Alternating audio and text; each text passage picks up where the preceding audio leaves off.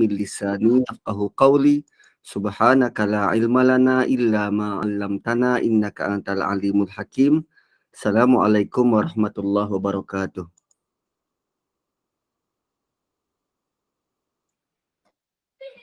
Alhamdulillah, puji dan syukur buat dan bagi Allah. Salawat dan salam kepada Rasulullah sallallahu alaihi wasallam, kepada ahli keluarga baginda, para sahabat dan mereka-mereka yang istiqamah di atas jalan agama ini sehingga hari kiamat. So, apa khabar tuan-tuan dan puan-puan? Moga-moga sihat hendaknya pada malam hari ini, dan mohon maaf terlambat. So, saya duk ingat macam ada kelas ke tak ada kelas macam tu. Tu yang macam leha-leha, boleh makan-makan dulu. Okey.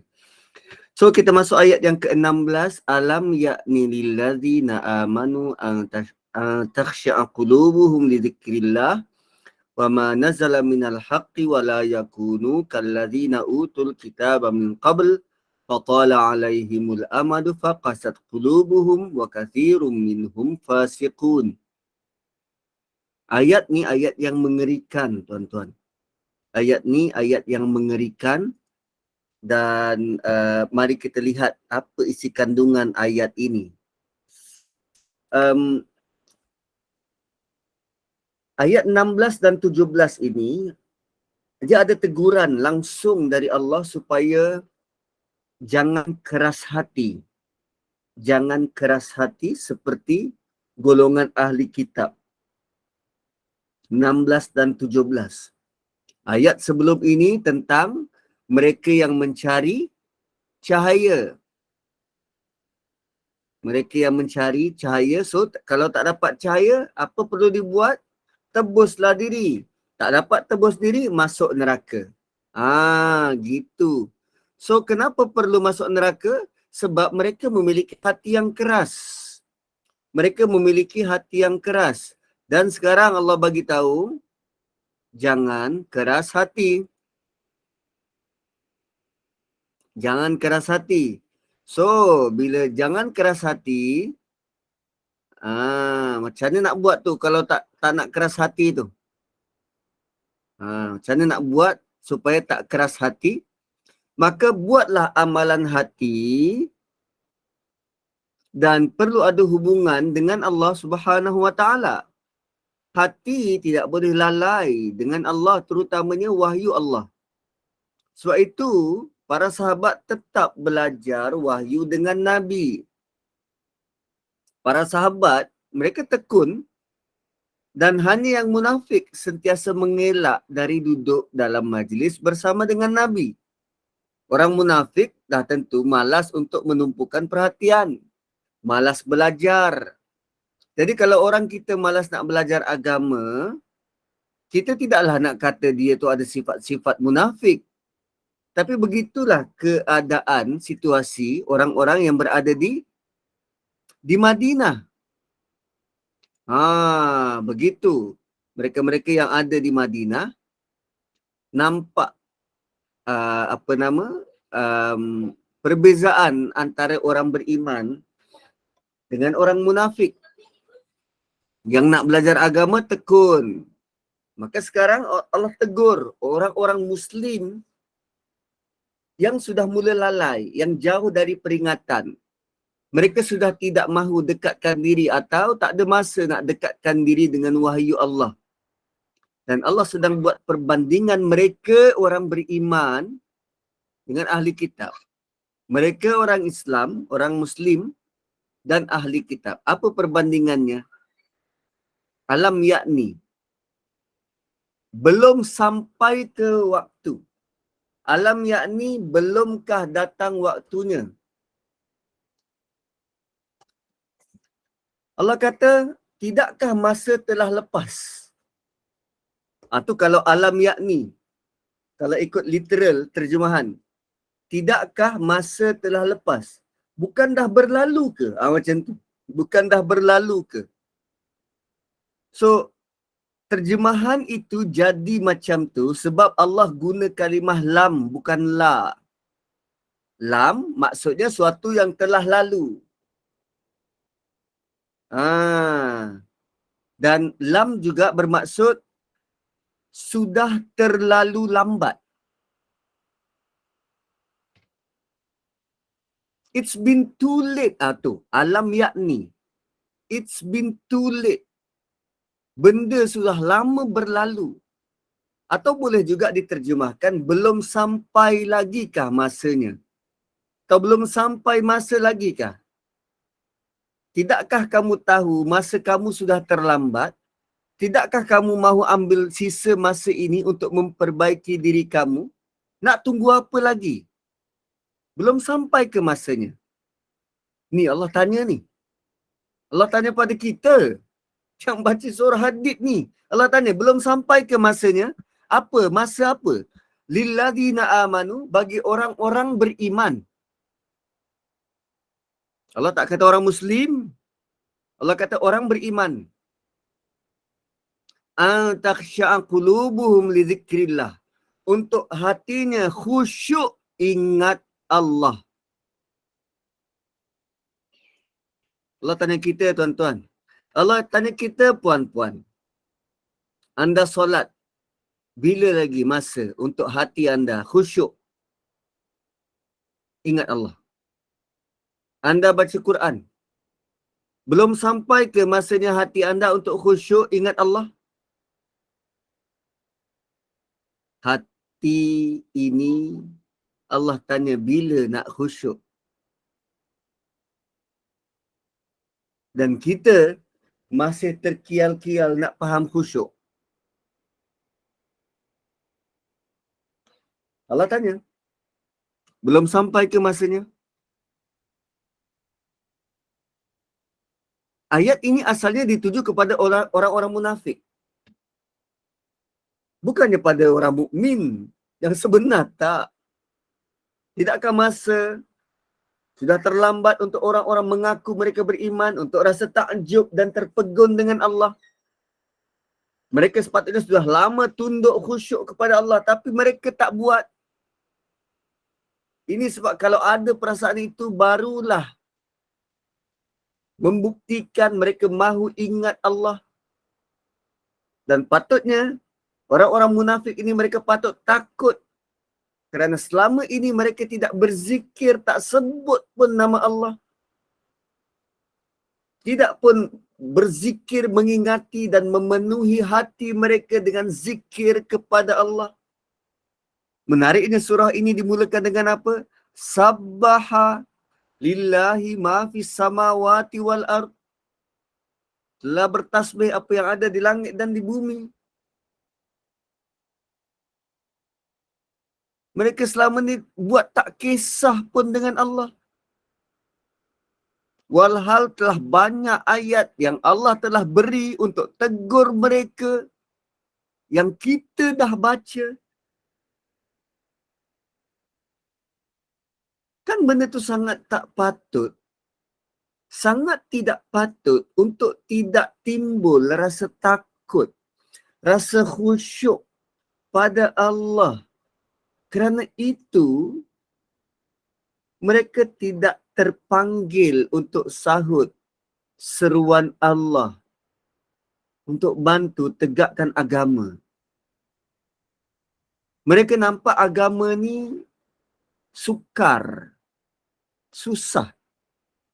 Walhal mereka sendiri nampak bagaimana susah payahnya orang-orang muhajirin, orang-orang ansar, orang muhajirin terpaksa lari tinggalkan Mekah nak tegakkan agama. Mereka tak nak susah begitu. So mereka hanya nak hidup yang mudah-mudah sahaja. Malah tak kalau orang muhajirin perlu bantuan keuangan dan lain-lain bantuan moral, emosi. Sebaliknya golongan munafik ni tak pernah kisah pun nak bantu. Malah mereka langsung tak percaya pada janji Allah yang akan balas pemberian infak mereka. Bagi mereka, orang muhajir itu ialah pendatang yang menyusahkan sahaja. Tuan-puan, ada orang luar datang ke Malaysia. berhijrah dari Indonesia, dari Sri Lanka, dari Bangladesh, yang Muslim dan Islam, yang beriman. Kita bantu tak? Atau kita hanya melihat mereka sebagai ini pendatang nak dapat kerja kat sini. Pernah tak kita tanya mereka tentang iman mereka? Tentang Islam mereka? Tentang bagaimana mereka sukarnya nak survive, pertahankan iman dan Islam. Kita sendiri melihat orang-orang Bangladesh yang berfahaman mazhab Hanafi, yang menanggap bahawa, yang melihat solat-solat sunat, sembahyang fardu di masjid itu sebagai kefarduan, sebagai kewajipan yang mereka tak mungkin tinggalkan. Sanggup berjalan berkilometer semata-mata nak solat berjamaah. Sebelum zuhur, bagi mereka wajib solat sunat 4 rakaat. Kita menanggap solat sunat ni sunat muakkad. Bagi mereka wajib. Itu mazhab Hambali tu. Mereka nak tegakkan iman, berjuang di negara orang.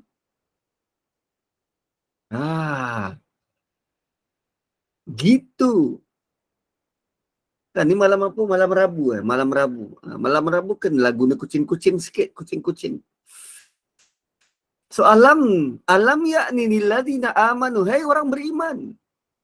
Bayangkan, ditujukan kepada orang munafik, Allah masih panggil mereka orang beriman. Ditujukan kepada orang munafik, Allah masih panggil mereka orang beriman. Ternyata orang munafik, Allah iktiraf keimanan mereka. Tinggal lagi mereka nakal. Diberi peluang dan tak nak berubah. So alam ya'ni lilladzina amanu an takhsha'a qulubuhum li dzikrillah. Belum sampaikah masanya untuk orang beriman khusyuk hatinya mengingati Allah. Pertama, li dzikrillah, mengingati Allah.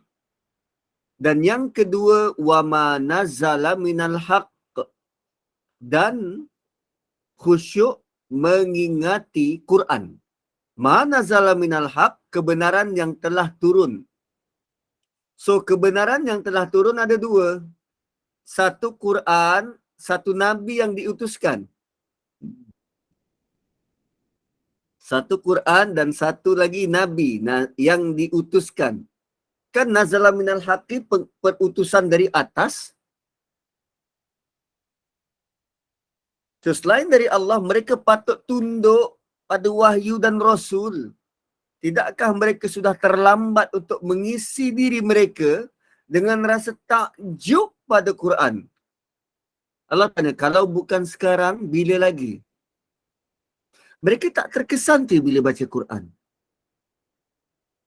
Mereka tak terkesan ke dengan janji yang telah Quran nyatakan tentang balasan bagi orang yang infak di jalan Allah? Mereka tak terkesan ke? Mereka tak faham ke pengajaran dalam Quran? Kalau bukan sekarang, bila lagi? Tidakkah patut mereka rasa mereka rugi seruginya kerana mereka belum penuhi diri dengan pemahaman Quran? Bayangkan tuan-puan, ayat ini telah pun beri isyarat pada kita bahawa orang-orang Islam waktu itu sudah tidak hiraukan Quran. Kalau waktu itu dah tak hiraukan, maka bagaimana agaknya dengan orang kita sekarang yang langsung tak faham. Ramai yang tahu baca tapi tak tahu apa yang dibaca. Sampai orang Jepun pelik tengok kita. How are you people? You can read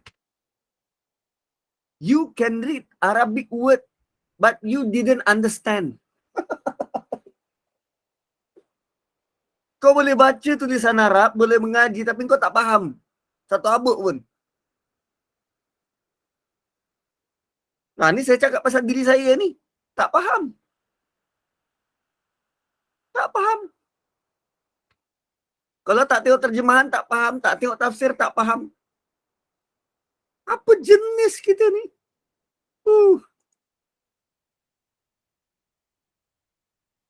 Sebab itu kita perlu wajibkan, wujudkan masa dalam hidup kita untuk belajar tentang Quran. Macam tuan-puan dah luangkan masa setiap hari untuk tadabbur Quran. Jangan biar berlalu satu hari pun di mana anda tidak membaca dan belajar tentang Quran. Jangan tunggu masa luang. Memang takkan ada masa luang. Kita perlu sediakan masa tu. Kenapa begitu bersungguh ayat ini? Bentuk ayat ini begitu menekan. Belum sampai ke masa, bila lagi? Kenapa tak sekarang? Nanti terlambat. Kenapa begitu menekan ayat ini?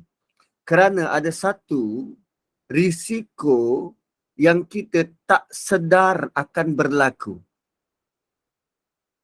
Akan berlaku risiko yang kita tak sedar selama ini, risiko tu wujud. Gitu. Apa risikonya? Risikonya ialah wala yakunu kalladina utul kitaba min qabl. Jangan kamu menjadi seperti orang-orang yang pernah dapat kitab sebelum kamu. Jangan jadi seperti orang-orang yang pernah dapat kitab sebelum kamu. Allah bagi contoh apa yang telah berlaku dulu kepada ahli kitab. Mereka dapat kitab Taurat dan Injil, ada yang dapat Zabur. Mereka diberikan kitab wahyu, tak jauh beza dengan kita diberikan Quran. Tetapi ada sesuatu yang berlaku pada mereka. Dan Allah melarang orang-orang mukmin menyerupai orang-orang itu. Jangan tiru macam mereka. Jangan tiru macam mereka. Mereka diberikan kitab tapi mereka tak hiraukannya. Dan hanya membacanya sebagai adat. Bentuk adat istiadat. Mereka diberikan kitab setelah masa yang berlalu cukup panjang atas mereka. Lalu mereka ganti kitabullah yang ada di tangan dengan menukarkan dengan harga yang sedikit. Tukar dengan habuan dunia dan mencampakkan ke belakang kitab yang mereka dapat. Dan sebagai ganti, mereka berkreatif, mencipta pelbagai pendapat dan beraneka ragam hukum yang dibuat-buat, serta benar-benar pegang pada pendapat manusia dalam kitab Allah. Pendapat manusia dipegang kuat-kuat. Sedangkan ada kalamullah. Dan mereka jadikan pendapat pendeta-pendeta, rahib-rahib mereka sebagai Tuhan selain Allah. Pembuat hukum baru. Maka saat itu, hati mereka membeku. Membeku tu kurang. Hati mereka membatu. Menjadi keras. Dan tidak mampu menerima pelajaran, peringatan. Dan serta tidak mahu lunak dengan janji dan tidak gentar terhadap ancaman.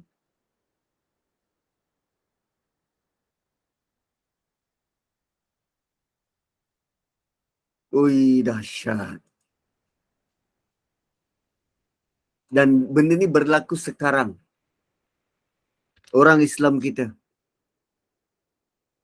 hanya baca Quran tetapi hanya untuk dipertandingkan. Tak faham, tak ambil pelajaran darinya.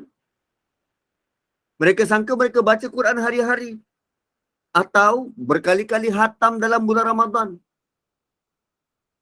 Mereka telah memenuhi, konon-konon dah memenuhi kehendak sifat sebagai orang Islam. Ini kan sangat rugi. Sebab ada Quran di tangan tapi tak belajar. Sebab tu minum arak selamba. Langgar saja apa yang mereka baca. Minum arak, berjudi, itu dah jadi tabiat perlakuan yang tak boleh ditegur dah. Forex. Ramai je orang Islam Melayu minum arak. Berjudi tu dah biasa.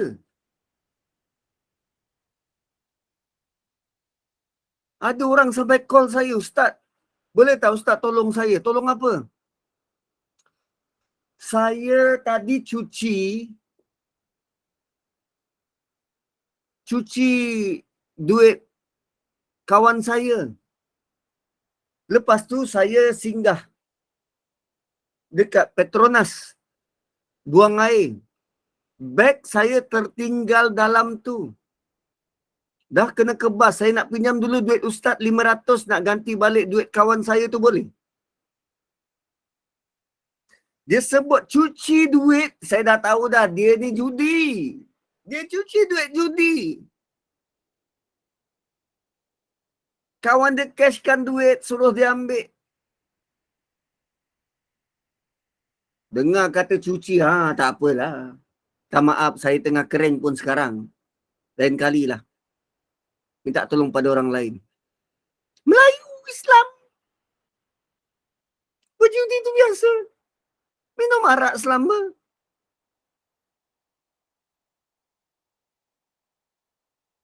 Ramai yang tak pakai pun Quran. Hadis apatah lagi. Lebih dahsyat, dia lebih tunduk dan patuh pada pendapat guru-guru mereka, ustaz-ustaz mereka. Sebab tu jangan ikut cakap saya, kita ikut Quran. Pendapat saya ni picisan sangat, tak penting pun. Tak perlu sampai nak direkod-rekod bagai. Kita nak faham Quran. Kita nak faham Quran tu. Saya hanya attempt, berusaha macam mana nak faham ayat ni. Jangan taksub pada guru. Tak. Ketundukan kita pada ayat Quran. So, bila tak pakai wahyu, mereka bergantung harap, jadikan pendapat guru, pendapat ustaz, pendapat orang-orang tua, petua-petua, pendapat tok nenek mereka, kawan-kawan mereka. Dan akhirnya lahirlah hukum-hukum baru, amalan-amalan baru yang direka oleh manusia, mengambil alih tugas Allah dan Rasul dan diamalkan oleh orang ramai. Dan apa yang kita buat sebenarnya, kita mengikuti jejak langkah golongan ahli kitab dulu. Ahli kitab dengan pendeta mereka. Orang kita pula ikut aja apa yang ustaz ajar tanpa usul periksa. Tanpa usul periksa. Dan itu nanti akan menyebabkan mereka masuk ke dalam neraka. Nauzubillah.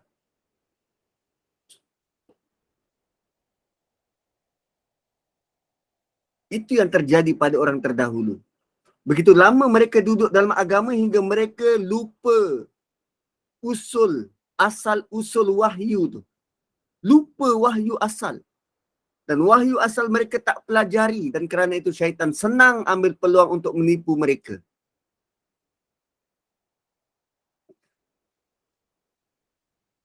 Satu ahli fiqah, Dr. Zul misal kata, dia nak hukum agama ni dinamik. Bukan hanya kita baca dari buku, okey, keluarkan hukum ni. Tak. Sebab tu dulu mufti wilayah, dia keluarkan apa? Al-Kafi, Bayan Linnas.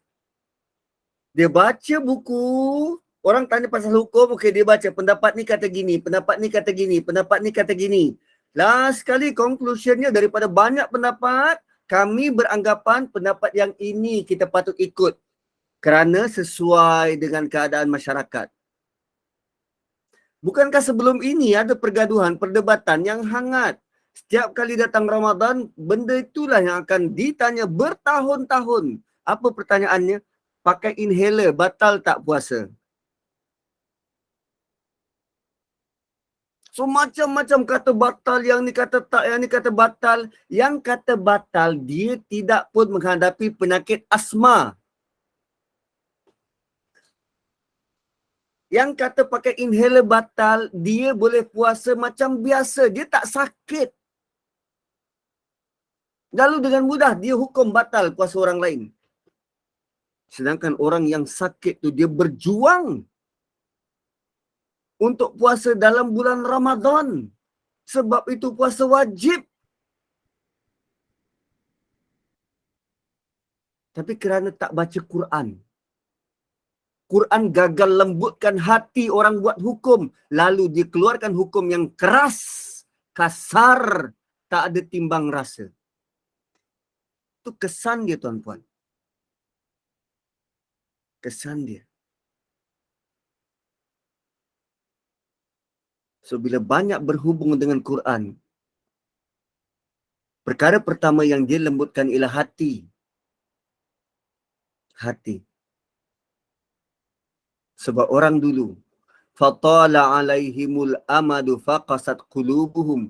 Berlalu masa yang panjang, lalu hati mereka menjadi keras.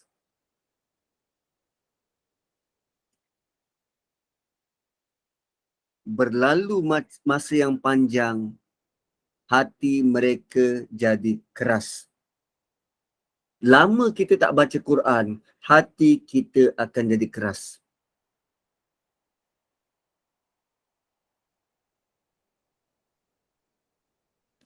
Keras hati dari tunduk pada kitab. Mereka jadi sudah biasa pada agama dan mereka buat tak kisah.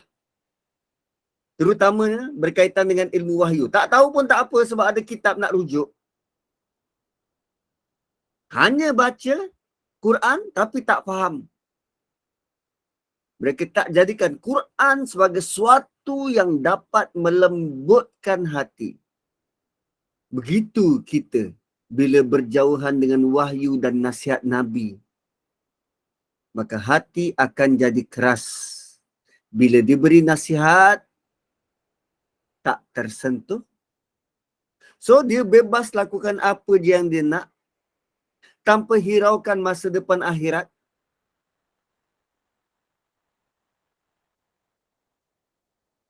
Dan ayat ini tuju pula pada golongan munafik. Hai golongan munafik. Rasul masih ada dalam kalangan kamu, tapi kamu sudah tidak hiraukan baginda, kamu lagi teruk dari mereka. Kalau ahli kitab, dia hanya ada kitab, tak ada Nabi. Lalu berlalu satu masa yang panjang, keras hati. Hai orang munafik, bila lagi kau nak khusyuk hati kau? Sedangkan Nabi bersama dengan kau nampak turunnya Quran. Nabi bersama kau pun kau tak hirau. Hui, apa jenis manusia kau ni? Gitu. Wa kathirum minhum fasiqun. Orang-orang yang fasik. Fasik. Itu yang berlaku dulu, kini dan selamanya. Pemahaman terhadap kitab terdahulu, pemahaman terhadap Quran amat lemah. Mereka sayang Quran tapi tak tahu nak guna Quran sebagai panduan hidup. Tak tahu nak guna macam mana. Tak tahu. Dan sebab tu orang-orang kita yang jahil wahyu ni, bila ada masalah, baru cari ayat mana nak dibaca, nak dijadikan tangkal, nak jadi azimat. Bila demam, tanya surah mana nak baca ni? Kalau demam, nak baca surah mana? Ayat mana? Berapa kali nak baca? Nak kahwin, mulalah tanya ayat mana nak baca. Nak bersalin, ayat mana pula nak mudah bersalin ni? Maknanya mereka guna Quran untuk perkara-perkara tertentu, untuk kepentingan diri sahaja. Dan bukan untuk ambil pengajaran.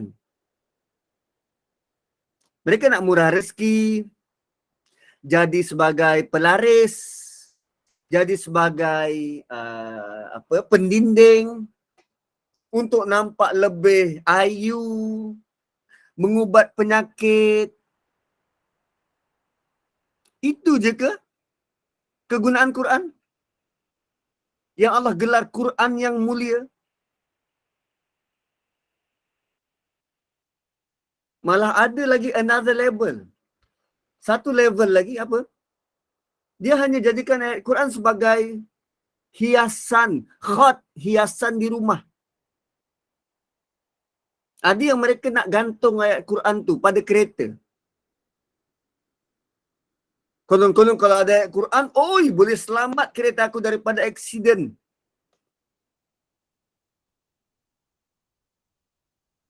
Ada satu lagi level, dia hanya nak hafal dan baca tanpa faham.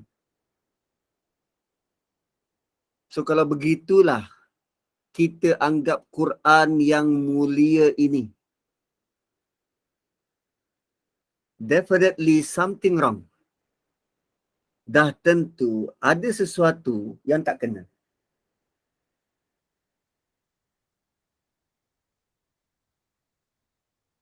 Definitely something wrong.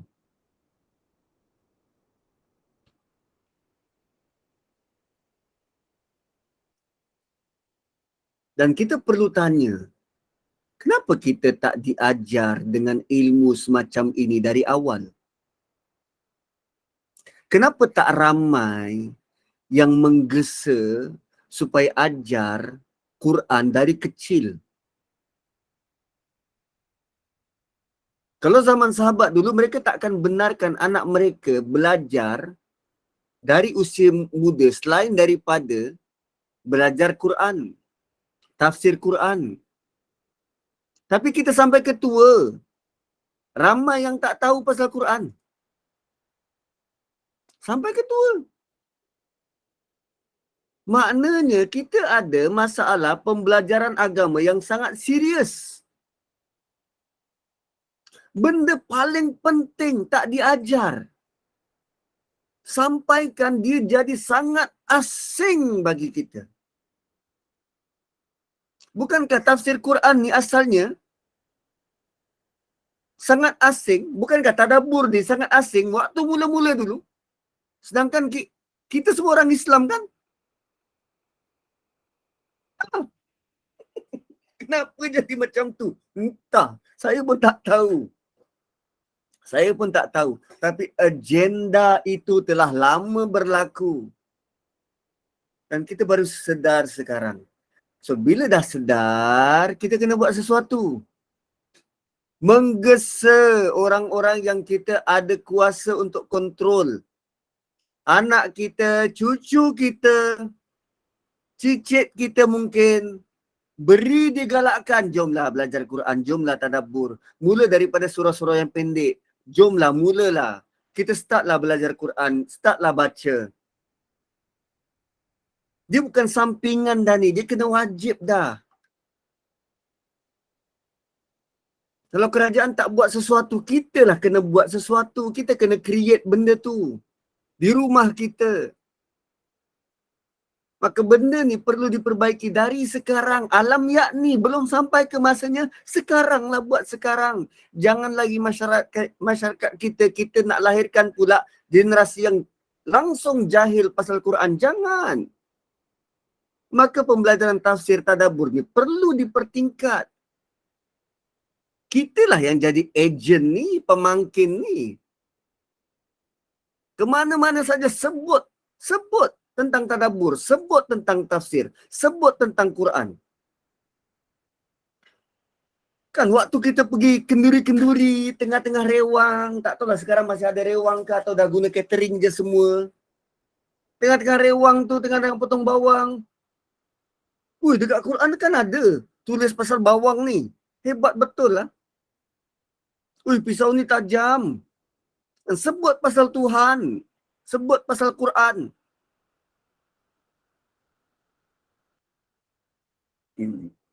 Sebar luaskan.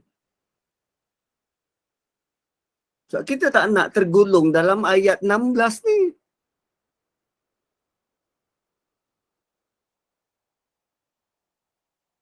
Bila ayat 16 Allah sebut tentang fatala alaihimul amad faqasat qulubuhum.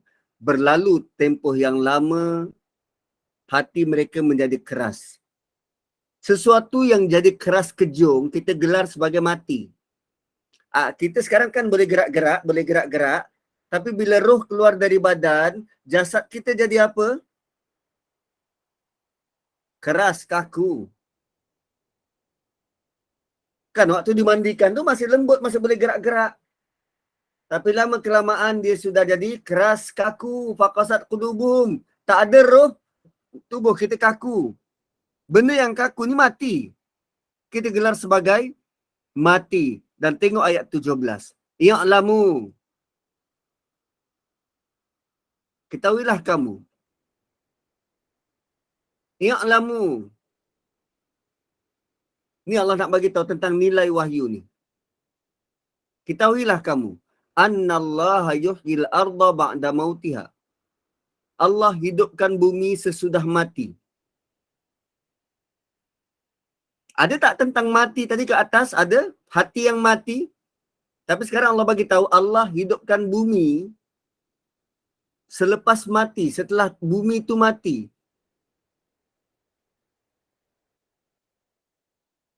Itu dia. Itu je ayat yang Allah bagi tahu.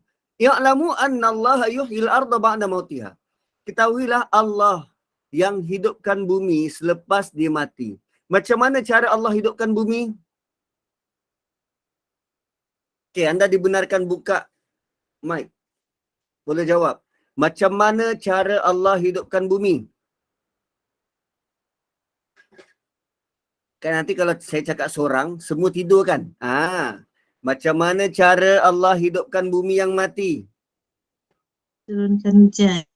Allah turunkan hujan. Hujan turun dari mana? Langit. Hujan turun dari? Langit. Dari langit. Cuba tengok ni. Wama nazala minal haqqi. Dan apa yang diturunkan. Kan? Yang diturunkan. Apa yang diturunkan ni? Quran. Quran juga turun dari langit. Sama seperti air turun dari langit, hidupkan bumi. Quran turun dari langit, hidupkan hati yang sudah keras tadi. Allah ajar kita dalam bentuk contoh metafora yang sangat mengkagumkan. Setiap kali kita nampak hujan yang turun bagaikan mutiara. Bukan hanya nyanyi. Nampak hujan turun, ingat Quran juga turun dari langit. Bagaimana air hujan itu menghidupkan bumi, Quran yang turun dari langit itu menghidupkan hati. Bagaimana air itu kita perlu minum sekurang-kurangnya berapa gelas satu hari? 10 gelas, 12 gelas? 8. Begitulah keperluan hati kita terhadap bacaan Quran. Ada dos tertentu. Sama seperti kita perlu air, kita perlu Quran. Kita takkan boleh hidup tanpa air. Sama seperti hati kita akan mati tanpa Quran. Kalau begitu kita boleh bentangkan, terangkan pada anak cucu keturunan kita, kepentingan Quran sama seperti pentingnya air, kita akan mula serius. belajar tentang Quran. Kita akan mula serius belajar tentang Quran. Tanah yang mati boleh dihidupkan, hati yang mati juga boleh hidup kembali. So sayang Quran, dekatkan hati kita dengan Quran. Hafal dan baca dalam solat. Kerana solat adalah satu masa yang kita tak ada kerja lain waktu tu, melainkan hadap Allah dan mendengar sendiri bacaan ayat Quran kita. Dan waktu itu kita tidak diganggu dengan benda lain, kerana patutnya kita perlu khusyuk, takhsha'a qulubuhum li dzikrillah. Khusyuk mengingat Allah. Belum sampai ke masanya untuk kita khusyuk waktu solat dengan membaca ayat-ayat yang hak yang diturunkan. Maka ayat Quran yang dibaca sepatutnya lebih meresap dalam jiwa waktu solat. Tapi kenalah faham dulu apa yang dibaca. Kenalah belajar tafsir dulu. Kenalah tadabbur dulu. Supaya ayat-ayat yang dibaca itu lebih bermakna.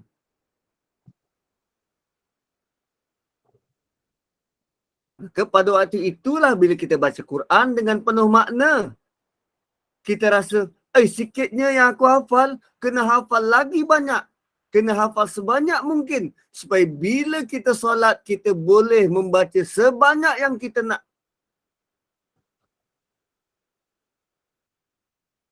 Dan bukankah itu maksud kita memasukkan Quran yang asal dari Lauh Mahfuz ke dalam hati? This is serious. Ini sangat serius. Qad bayyana lakumul ayati la'allakum ta'qilun. Sungguh telah kami jelaskan padamu tanda-tanda kebesaran kami supaya kamu tidak dikuasai emosi. La'allakum ta'qilun. Semoga emosi mustabil. La'allakum ta'qilun. Supaya kamu boleh memikirkannya.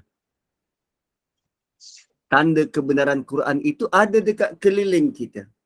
Allah cerita satu persatu dalam Quran apa terjadi dekat luar sana.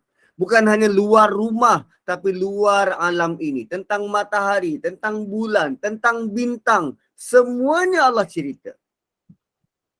At-tariq, orbit, jalan-jalan tu. Semua Allah cerita. Was-sama'i wat-tariq. An-najmu thaqib, bintang yang knocking, yang mengetuk. Allah cerita semua. Maka ini adalah punca untuk kita percaya pada Quran. Kita boleh lihat dengan mata kepala kita apa yang disebut dalam Quran. Perut lembu ada, perut lebah ada, perut ibu ada, anak mati dibunuh ada, macam-macam ada. Ini bukan astro, ini Quran. Kejadian kita dalam perut ibu, nak bukti macam mana lagi? Tak mungkin Quran ini direka dari manusia yang duduk dalam padang pasir beribu tahun dapat maklumat apa yang terjadi dalam rahim ibu. Tak mungkin. Nabi hanya sampaikan maklumat dari Allah yang mencipta dan menjadikan kita. La'allakum ta'qilun. Kenapa kita tak baca Quran? Sebab emosi. Allah guna perkataan ta'qilun. Bukan semata-mata kamu berakal. Tak. Ta'qilun iqal. Akal ni dia berkait dengan emosi. Moga engkau nak. Itu maksud ta'qilun. Semoga engkau nak dekat dengan Quran. Ada orang tahu tentang kepentingan Quran tapi tak baca pun. Dia tak nak. Ni hati yang tak nak.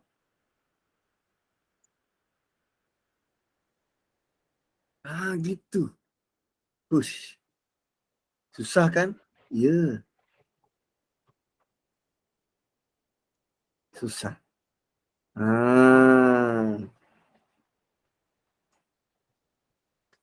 So, ayat 18.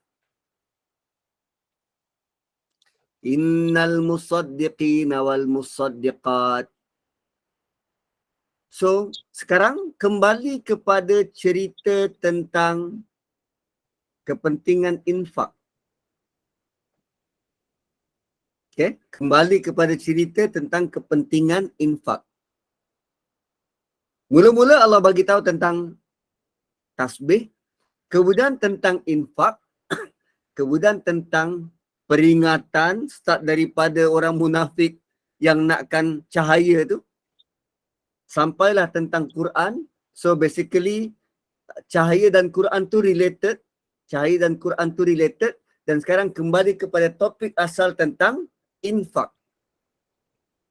Innal musaddiqina wal musaddiqati wa aqradullaha qardan hasana yudha'afu lahum wa lahum ajrun karim. Banyak ayat yang kita baca tentang infak dekat atas, di sini conclusion. Allah simpulkan sekali. Innal musaddiqina wal musaddiqat. Sesungguhnya orang-orang yang bersedekah, baik lelaki maupun perempuan, kita panggil sedekah. Musaddiqin wal musaddiqat. Dalam ayat ini Allah puji orang-orang yang keluarkan sedekah. Okay, dalam ayat ini Allah puji orang-orang yang keluarkan sedekah. So kalimah sedekah,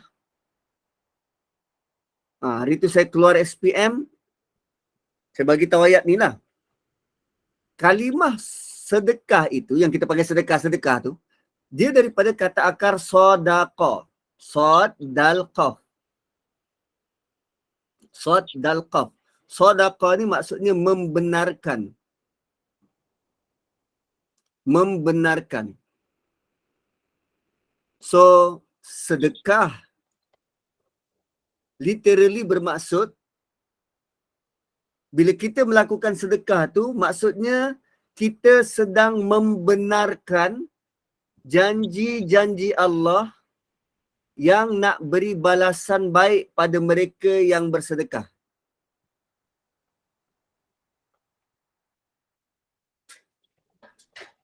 Kenapa kita tak bersedekah? Boleh jadi kita tak percaya. Kalau aku keluarkan duit, duit aku semakin susut. Aku boleh dapat tak?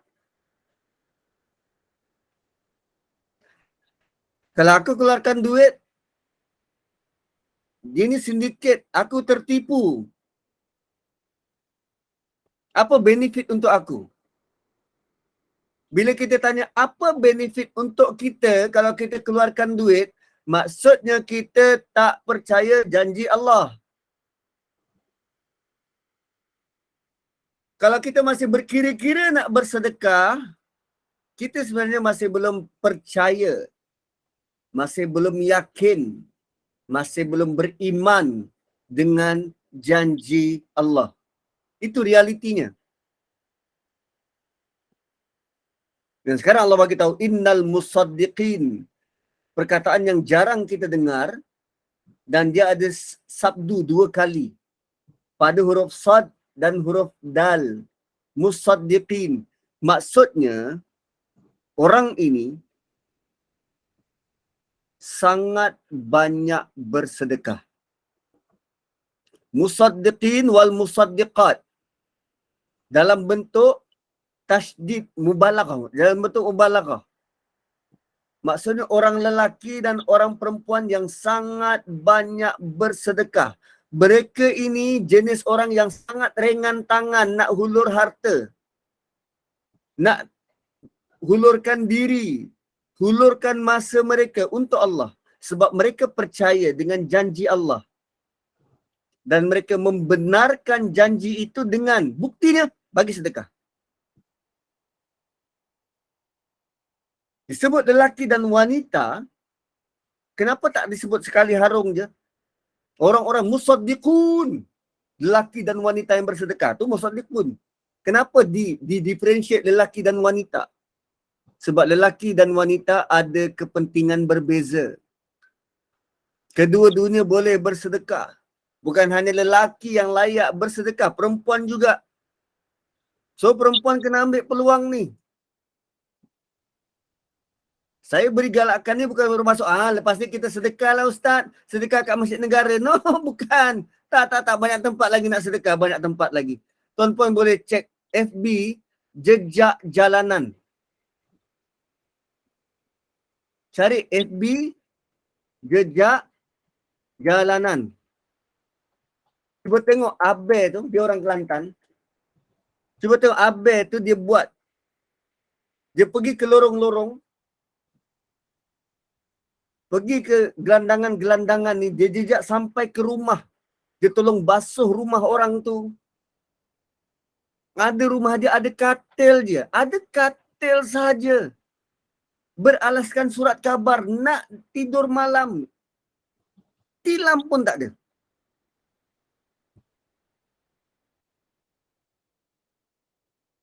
Tu jejak jalanan. Dan macam-macam lagi NGO yang dekat luar sana. Yang pergi ke lapangan. Kita nak pergi ke situ memang taklah. Mereka buat kerja tu. Why not bantu? Allah kata innal musaddiqina wal musaddiqat. Sungguh orang-orang yang kuat bersedekah ni. Wa aqradullaha qardan hasana. Satu part dia bersedekah. Ada part kedua. Dia bukan bersedekah tapi dia ada duit dan dipinjamkan dengan pinjaman yang baik. Pinjam kepada Allah dengan pinjaman yang baik. Wa aqradullaha qardan hasana.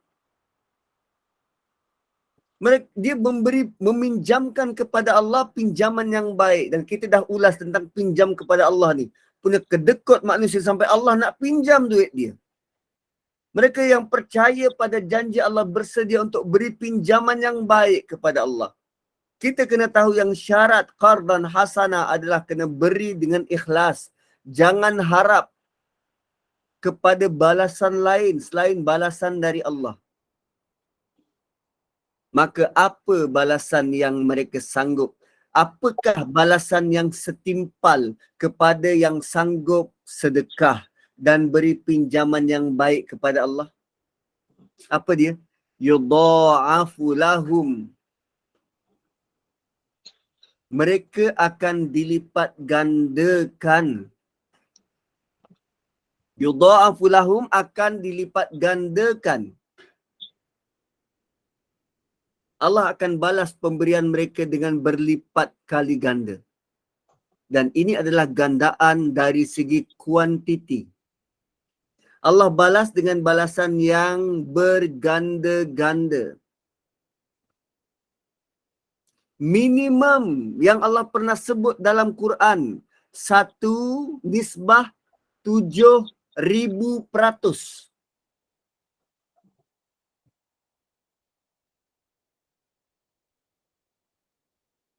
1/7,000%. Kenapa 7,000%? 1 dapat 1, 100%. Ini 700 kali ganda, 7,000%. That is bare minimum, paling minimum. Gandaan yang Allah pernah sebut dalam Quran minimum 700 kali ganda. 7,000%.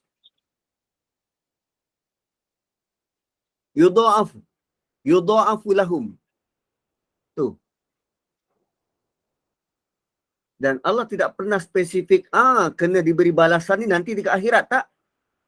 Tak sebut. Tak sebut dekat akhirat, boleh jadi kat dunia.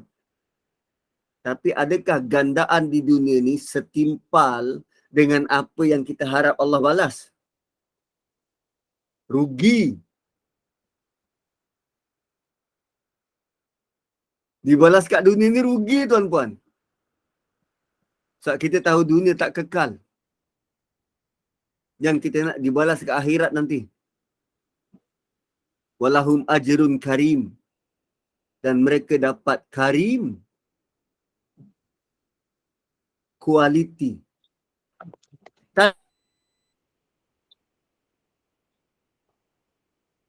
Tadi kuantiti. Banyak. beri balasan yang bernilai tinggi. Kalau kita bagi RM1, Allah balas dengan 1 dinar. Sama satu, tapi yang satu ni ringgit Malaysia, yang satu lagi dinar. Kita bagi ringgit Malaysia, Allah bagi mata wang syurga. RM1 kita bagi, Allah bagi juga 1 mata wang syurga. Dan Allah beri balasan nilai lebih tinggi dari apa yang kita beri. So berapa sangatlah kita bagi infak. Tapi balasan Allah adalah syurga yang tidak terkata. So kalimah pahala yang banyak. Dia tak untuk menarik perhatian kita. Sebut saja. Walahum ajrun karim sebagai engkau dapat syurga. Kau dapat syurga. Dan kalimah karim juga bermaksud keampunan dari Allah. Dan kita amat memerlukan keampunan dari Allah.